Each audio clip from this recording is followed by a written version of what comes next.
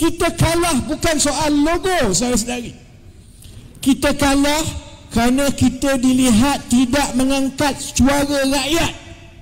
Kita kalah kerana orang rasa lepas menang 22 bulan, kamu ni nampak dah jadi benda lain.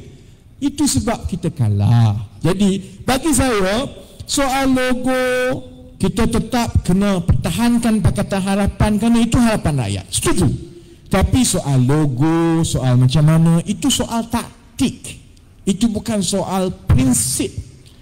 Dan kita perlu terbuka. Saya ajak kawan-kawan kita yang dalam DAP, kawan-kawan kita yang dalam Amanah, supaya terbuka. Masalah yang soal prinsip ini bukan soal logo. Soal prinsip ialah soalan kemah besar. Itu soalan prinsip. Kamu nak bawa parti yang telah tikam kamu.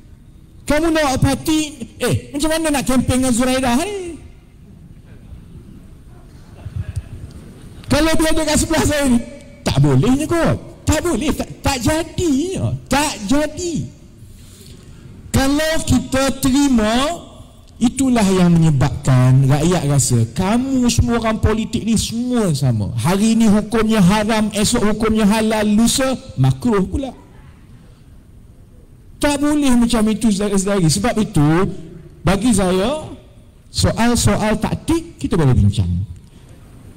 Cuma sebelum saya sebut begini, kita dah ada data dan dapatan pun. Cuma kita tak sebut kepada rakyat di luar saja.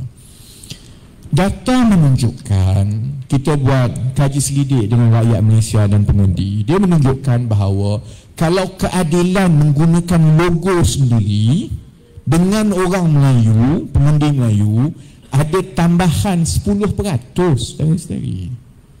Memang orang Melayu, terutamanya di kawasan yang luar bandar semua ni, dia lebih dekat dengan keadilan lah. Dia lama reformasi dulu semua, dia duk ingat yang itu. Lagipun jenama itu telah lama, 20 tahun lebih. Jadi kalau kita tanya dua soalan, adakah kamu akan pakai atau akan undi keadilan kalau pakai logo keadilan? Kita juga tanya, adakah kamu akan mengundi keadilan kalau pakai logo Pakatan Harapan? Dan kita tengok jawapan ya dan jawapan tidak. Dan kita tengok the net gain, maksudnya tambahan bersih daripada itu. Tambahan bersihnya lebih kurang 10%, terutamanya di kalangan pengundi Melayu.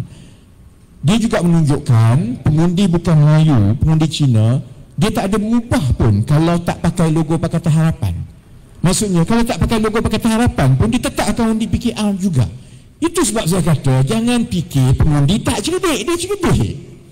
Tapi biarlah, bila Pakatan Harapan ni kadang-kadang ada cucuk jarum kalau tak kena tempat, ada timbul isu lain. Sebab itu bagi saya, Pakatan Harapan perlu bersatu dan menerima kekuatan masing-masing, dengan syarat kita bawa kekuatan itu supaya kita sampai ke Putrajaya. Soal taktik itu kita terbukalah. Jangan kita kacau soal prinsip. Kalau itu semua pandangan dan pegangan, baik dalam DAP, baik dalam Amanah, baik dalam keadilan, baru senang kita buat kerja. Masalah saya, yang ini saya lantang, ialah kalau kita tidak yakin dengan kekuatan sendiri dan kekuatan kawan-kawan dalam Pakatan Harapan, yang itu saya ada masalah. Macam mana dulu 2008 kamu boleh yakin, 2013 bersama boleh yakin, mari 2018, 2022 tak yakin pula dah. Biasalah dia ada turun naik. Dan turun naik ini ada disebabkan oleh keadilan, ada disebabkan oleh Amanah, ada disebabkan oleh DAP. Yang baik ada dibawa oleh keadilan, ada dibawa oleh DAP, ada dibawa oleh Amanah. Yang buruk pun begitu juga.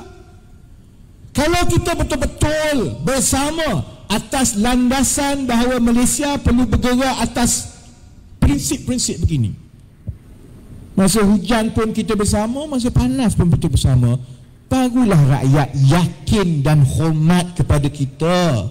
Kalau saya nak tegur sahabat-sahabat pimpinan dalam Pakatan Harapan, jangan bila panas sedikit je terus nak cari payung dan kemah yang lain. Panas sikit je, Biasalah panas sikit tu, dia akan kalau kena cara dari panas dia jadi mendung, dia jadi sejuk. Kita tak boleh lari lah. Dia jadi isu apabila kalau rasa macam goyang sikit, kamu cari soal lain. Dan selalunya kita tidak cari masalah sebenar, punca sebenar.